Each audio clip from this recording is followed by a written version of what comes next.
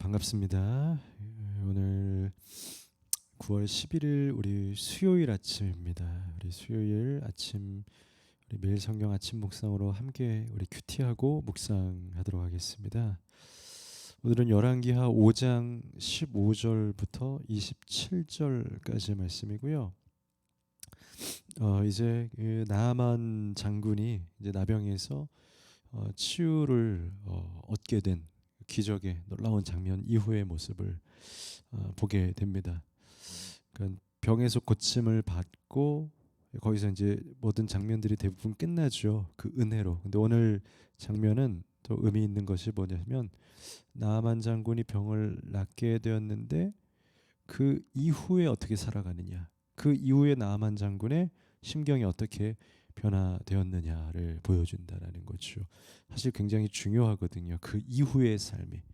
그러니까 대부분의 사람들은 은혜 받고 하나님 만나고 성령 받고 혹은 내 삶에 좋은 일이 생기고 또 은혜로운 또 사건들이 일어나고 그러면 감사하고 찬양하고 기뻐하고 뭐 이렇게 끝나는 경우들이 많이 있죠. 근데 진짜 신앙은 무엇이냐? 그 이후에 그 하나님의 은혜를 경험한 이후에 우리들에게 어떤 변화된 모습들이 있냐, 어떤 결단이 있냐. 그 결국 기독교 신앙은 그 예배 현장에서 한 번 받는 일회성 은혜가 우리의 신앙을 대표해 주진 않는 거죠. 그 한 번에 하나님께서 주시는 그 기적, 은혜, 그 체험, 그게 끝이다라고 하면 이 땅에서의 빛과 소금, 이 땅에서 살아가는 은혜의 하나님의 어떤 우리 그리스도인으로서의 선포와 나눔의 원리 이런 건 어디 가겠습니까? 예배에서 은혜만 받으면 끝. 나는 구원받은 자. 나는 기뻐요. 끝. 그럼 다시 아프고 연약한 사람들을 어떻게 하라는 겁니까? 여러분 레위기나 구약의 율법의 말씀들을 보면 믿는 자들에게 항상 주시는 원칙이 뭡니까? 네가 은혜 받았느냐? 그럼 나누고 연약한 자들, 과부와 고아와 객들을 보살펴라. 그러니까 은혜 이후의 삶이 중요한 거잖아요, 여러분. 은혜 이후에 어떻게 해야 되냐? 기적 이후에 어떻게 해야 되느냐? 우리 신약 성경에서도 예수님께 나병에서 이 고침을 받은 우리 10명의 사건이 나지 않습니까? 근데 그 이후에 어떻게 됐느냐 사건을 거기서 기록을 하잖아요. 아무도 병에서 고침을 받았지만 오지 않아요. 근데 그 중에 한 사람이 나타나서 예수님께 예수님 감사합니다. 예수님께 영광 올려드립니다라고 그 이후에도 감사와 자신의 삶을 예수님께 드리죠. 그때 예수님이 그러죠. 왜 너 혼자만 왔냐? 그 아홉은 어디 있느냐라고 말하죠. 바로 오늘 나아만 장군은 그 이후의 삶이 오늘 보여지게 돼요. 그 은혜로운 모습들을 보여줍니다. 역시 그리스도인의 모습은 그 은혜 받은 이후의 삶이 중요하구나를 큐티로 이렇게 하게 되는 그런 장면이었던 것 같습니다. 여러분 우리도요 한방 은혜 받고 기분 좋다, 너무 좋았다 라고 하는 공연식 신앙을 우리가 탈피했으면 좋겠습니다. 여러분 그런 게 우리의 기독교를 위험하게 만들고 위기에 빠뜨리게 한 것 아니겠습니까? 한번 뜨겁게 은혜 받자, 공연, 퍼포먼스 좋았어, 끝. 그것이야말로 정말 이 한국교회가 개독교라는 말을 듣고 너희들만 좋냐? 라고 하는 그런 비판을 받기에 마땅한 모습이라 아닐까 반성을 해보게 됩니다. 은혜 받았으니 이제 우리가 더욱 말씀으로 살아가리라. 연약한 이들을 품으리라. 여기까지 가야 되는 거 아니겠습니까? 오늘 15절 16절 말씀에 나아만 장군이요 엘리사에게 예물을 드리기 위해서 옵니다. 어떻게든 하나님께 영광 돌리겠다라고 옵니다. 좋습니다. 엘리사의 그 마음 나쁘지 않습니다. 물론 아쉬운 거는요. 엘리사가 그의 마음속에 여전히 하나님의 기적을 체험했지만 그 물질적인 사고방식이 계속 남아있는 흔적들을 보게 돼요. 그런데 저는 그래도 괜찮다고 봅니다. 그래도 그 마음으로 어떻게든 자기가 할 수 있는 선에서는 이 물질 올려드리는 것이 자기가 가지고 있는 여유이고 하니 이거를 하나님 써달라고 엘리사에게 바치는 장면을 보게 돼요. 너무 좋습니다. 영광 돌리고요. 그러나 더 은혜로운 장면은 무엇이냐면요. 엘리사도 하나님께만 영광 돌리기 원했다라는 거예요. 그 기적을 나타냈던 통로가 되었던 엘리사가요.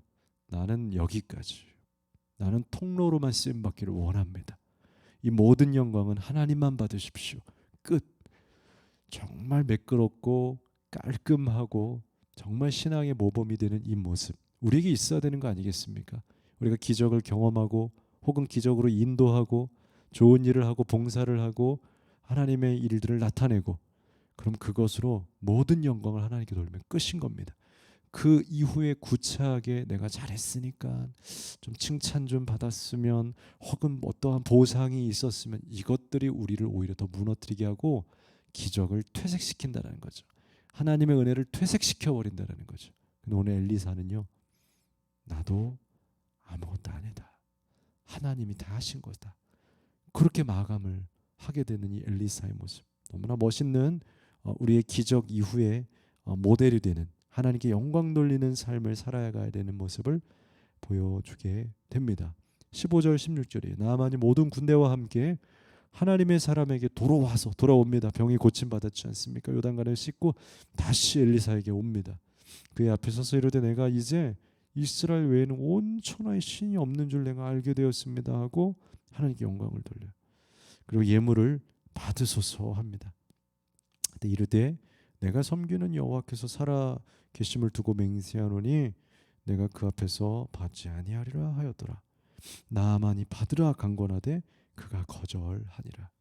엘리사의 이것이 참 모습이며 참 사역자의 모습입니다. 구차하게 더 무언가를 뒤에서 몰래 구하고 있거나 챙기고 있거나 칭찬받기를 원하거나, 아니요, 사람이 칭찬받을 것이 아니고 엘리사에서 나온 이 모든 힘과 근원은 하나님으로부터 나온 겁니다. 하나님이 하신 거죠. 엘리사에게 치료에 고침에 힘 없습니다, 여러분. 그 영광을 하나님께 돌리는 이 모습. 여러분 17절에서 19절에는요, 이제 나아만 장군이요, 물질을 받지 않는 이 엘리사 앞에, 그러나 물질을 받지 않지만 어떠한 요구를 합니다. 그리고 그 요구를 가지고 돌아가서 내가 앞으로 예배자로 살겠다, 우상을 버리겠다라고 하는 엄청난 결단을 하게 됩니다. 여러분, 우리의 삶에 은혜 받은 이후에 가장 좋은 또 한 가지의 우리의 모습이 있다라면, 좋은 모습이 있다라면 그것은 바로 변화된 우리의 삶의 결단입니다. 아마 하나님께서도 우리에게 기적을 주시는 중요한 이유는 바로 기적을 통한 짜릿한 느낌이 아니라 그것으로 우리를 구원하시고 싶은 하나님의 마음이겠지만, 첫째는요, 둘째는 그 기적을 경험하고 구원을 받은 우리들의 삶이 앞으로 변화받아서 그 변화로 더 많은 사람들을 고치기 원하신다라는 겁니다. 17절 나아만이 이르되 그러면 청하건대 노새 두 마리의 실을 흙을 당신의 종에게 주소서. 이게 뭡니까? 이 흙을 가지고, 제가 물질적인 관념이 아직도 남아있는 것 같다 이야기했죠. 뭡니까? 내가 이 흙을 가지고, 그러니까 나아만은 계속해서 물질을 주던가 아니면 내가 여기서 뭐라도 가져가던가, 뭔가 물질을 연결지어서 어떤 아직도 세상의 어떤 그런 경제관념, 경영관념이 남아있는 거죠. 이것이 이제 오롯이 영적인 관념으로 변화받을 때가 있겠죠.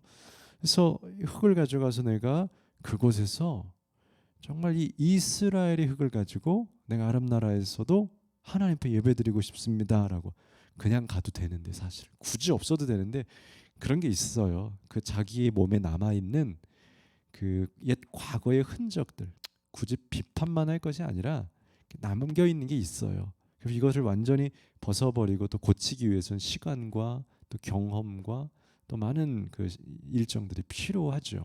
그 나아만도 여전히 하나님이 우리에게 뭐 예배받을 터전, 흙, 도구 그런 걸 원하시는 분이 아닌데도 머리와 마음의 관념 속에 그 이제 옛 것들이 남아 있다 보니까 여기 있는 것 좀 가져가서 내가 오롯이 하나님께 정결한 예배를 드리고 싶습니다라고 하는 좀 순수한 마음을 표현하게 됩니다. 다행인 것은 예배자로 살겠습니다라고 결단을 하는 장면이다라는 겁니다. 17절 뒷절에 뭐라고 되어 있습니까? 이제부터는 종이 번제물과 다른 희생제사를 여호와 외에 다른 신에게 드리지 않겠습니다. 내가 여호와께 드리겠습니다. 이 흙으로 여호와 하나님 앞에 제단을 쌓고 예배드릴 겁니다 라고 결단해. 너무 좋은 거죠. 18절 오직 한 가지 일이 있어요. 근데 하나 전제를 달아요. 여호와께서 당신의 종을 용서하기를 원합니다. 그게 뭡니까? 내 주인께서 자신이 섬기는 이 아람의 왕을 말하는 겁니다. 이 아람 왕이 림몬의 신당에 들어가서 거기서 경배하고 우상을 섬긴다는 얘기죠. 내 손을 의지하십니다. 내가 같이 그 우상에게 제사 지낼 때 옆에서 도와드려야 한다라는 거죠. 내가 몸을 그 우상에게 굽힙니다. 몸을 굽힐 때 여호와께서 이번 일을 내가 하나님께서 좀 용서하여 주시기를 원합니다. 내가 하나님을 오늘 만났지만 나에게 남아있는 그 마지막 그 제사의 우상의 일이 남아 있습니다. 내가 가서 한 번만 그 마지막 일을 다 맡겨놓고 내가 하나님께 가겠습니다. 엘리사요, 날 위해 기도해 주십시오. 그래도 하나님을 조금 알게 된 것 같아, 엘리사가. 그리고 하나님을 경외하고 두려워하는 마음이 생긴 것 같아요. 하나님이 날 치면 어떡하시지? 엘리사에게 허락받고 용서해 달라고. 그랬더니 엘리사가요, 이르되 너는 평안히 가라. 그가 엘리사를 떠나 조금 가니라. 드디어 용서를 받고 하나님이 이해해 주셨다라는 그 평안의 마음을 갖고 떠나게 됩니다. 그리고 이제 이 나아만 장군은 하나님께 예배하는 그 예배자로서 살아가는 삶을 살게 되죠. 변화하고 결단한, 변화된 우리의 인생, 그게 진짜 우리의 예배자 아니겠습니까? 하나님의 은혜를 뜨겁게 체험했더라. 하나님을 한 번 만난 예배자. 그것보다 더 중요한 것은 이제 삶에서 변화되어서 날마다 예배자로 살아가는 삶. 그것이 은혜 이후, 기적 이후 우리에게 필요한 삶입니다. 그런데요, 오늘 장면에 한 가지 오게티가 등장합니다. 지금까지는 스토리가 참 괜찮았어요. 참 멋있고 마지막에 용서를 구하고 허락받는 장면까지도 멋있다 이런 생각. 그런데 20절에 보니까요, 이 나아만 장군의 사환이 갑자기 튀어나옵니다. 여기서 왜 이 사람이 튀어나오는지 참 아쉽게요. 그러나 이것을 통해서 인간의 본성과 본심, 하나님을 제대로 만나지 않고 겉에서만 바라본, 아직도 세속주의가 떠나지 않은 신앙에 대한 단편적인 것들을 볼 수 있게 돼요. 여태까지 이렇게 엘리사가 물질에 소속되어 있지만 그것들을 버리고 하나님께 이렇게 변화되는 모습을 봤는데, 엘리사의 사한 게하시는요, 완전히 탐욕에 눈이 멀어 있었습니다. 20절부터죠. 20절에서 23절까지입니다. 하나님의 사람 엘리사의 사환 게하시가 스스로 이르되, 스스로에게 말하는 겁니다. 내 주인이 아람 사람 나아만에게 면하여 주고,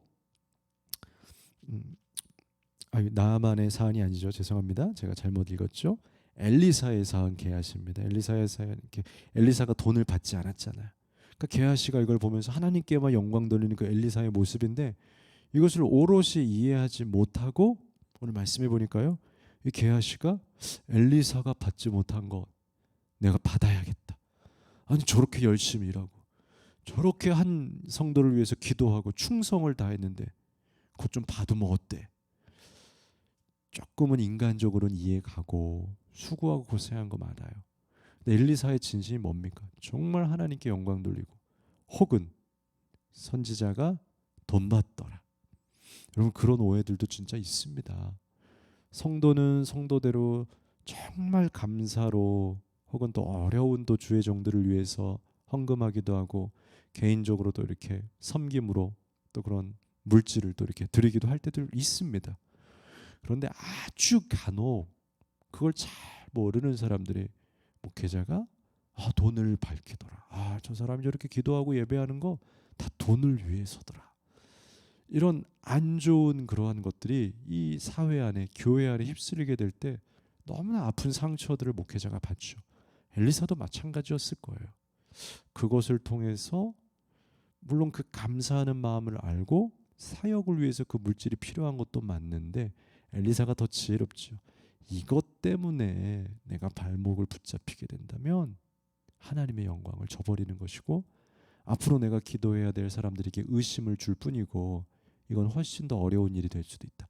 그러니 아쉽지만 완전히 끊자.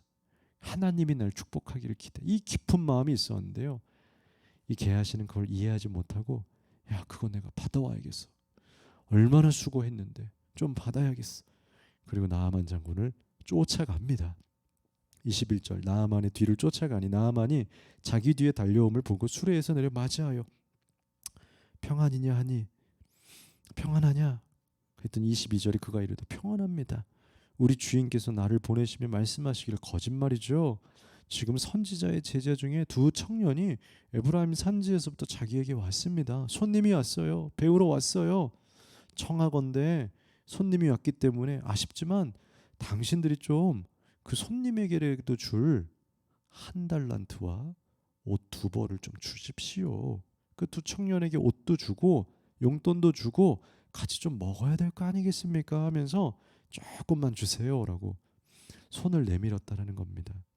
나아만이 이르되 바라건대 참 나아만의 마음 2달란트를 받으라 하고, 사실 1달란트도요 엄청난 양이거든요. 1년에 노동자가 받아야 할 품삯이거든요. 1년치 연봉이에요. 그런데 2달란트를 줬다는 거예요. 오늘날로 표현하면 한 2억 줬나 봅니다. 엄청난 거죠. 이 나아만이 지금 그것보다 더 주고 싶었던 마음이 있었던 거죠. 근데 이 귀한 마음을 오늘 게하시가 다 깨트려 버려요. 아주 순수한 이 현장을 세속적인 한 사람이 끼어들므로 통하여서 이게 아주 난장판이 되어버려요. 더러운 현장이 되어버렸다. 썩거려. 그래서 혼합은 좋은 게 아니에요. 정결하고 정결하게 가야 돼요. 여기 무언가가 세속적인 마음이 섞이면 나중에는 더 회색지대로 변해버려요. 그래서 이 돈과 2달란트와 옷을 줘서 보내게 됩니다. 여러분, 은혜는 은혜로 만족해야 돼요. 여러분, 물질의 돈을 우리가 돌리고 우리가 아쉬워하고 하나님의 은혜에 충분하지 못한 삶을 살게 되면 그것은 진짜 신앙이 아니에요. 그것은 언젠가는 더 그 신앙에 위기가 오게 돼요. 위험이 오게 돼요. 오늘 그 게하시가 돌아갔을 때 엘리사가 알아보게 됩니다. 그 결국에 어떻게 됩니까? 마지막 27절에 그러므로 나아만의 나병이 너에게 들어 너의 자손에게 미쳐 영원토록 이르리라 하니 게하시가 그 앞에서 물러나매 나병이 발하여 눈같이 되었더라. 결국에는 그 나병이 나아만의 나병이 게하시에게 그대로 전염되어서 게하시가 병에 걸리게 되었다라고 오늘의 장면을 마치게 됩니다. 여러분, 하나님이 우리에게 주신 것이 너무 많아요. 은혜를 너무 많이 주셨어요. 여러분, 감사하죠? 그러면 그걸로 된 겁니다. 그 이후에 우리를 구원하셨고 우리를 복음의 사명자로 살게 하셨잖아요. 그러면 된 거예요. 그런데 더 우리가 부유해야 되고 좀 더 다른 것도 좀 채워줘야 되고 더 행복해야 되고 좀 더 멋진 삶을 살아야 되고, 그것은 어쩌면 게하시의 삶일 수 있다라는 거예요. 내가 주의 이름으로 이렇게 살았사오니, 내가 주의 이름으로 이렇게 능력을 행했사오니 하나님 됐습니다. 난 이것으로 충분합니다. 나는 받지 않겠습니다. 이 영광을 하나님만 받으십시오. 이건 엘리사의 삶인 거예요. 여러분의 엘리사입니까? 여전히 눈을 곁눈질하고 마치 소돔과 고모라를 나오면서도 소돔을 바라보고 있었던 롯의 여인처럼, 아내처럼 곁눈질하는 나아만 게하시입니까? 여러분, 여러분들의 삶이 은혜, 오직 그 은혜에 충분하고 그것만으로도 충만한 여러분들의 삶이 되셨으면 좋겠습니다. 기도하겠습니다. 거룩하신 하나님 아버지, 감사합니다. 오늘 게하시가 은혜에 만족하지 못하고 더 많은 욕심을 부렸을 때 거꾸로 다시 나병에 걸렸던 것처럼 오히려 주의 물질이 아니라 그 은혜와 영광 아래 그것만으로 충분하였던 엘리사와 나아만과 같은 은혜의 삶이 우리의 삶에 있게 되기를 소망합니다. 우리가 그 은혜만으로도 충분히 하나님 나라를 살아갈 수 있음을 믿습니다. 주님의 은혜로 충분히 살아가는 우리 모든 성도들 되게 하여 주시옵소서. 눈을 세상으로 돌리지 않게 하여 주시옵소서. 세상을 아쉬워하지 않게 하여 주시옵소서. 예수님 이름으로 감사하며 기도합니다. 아멘.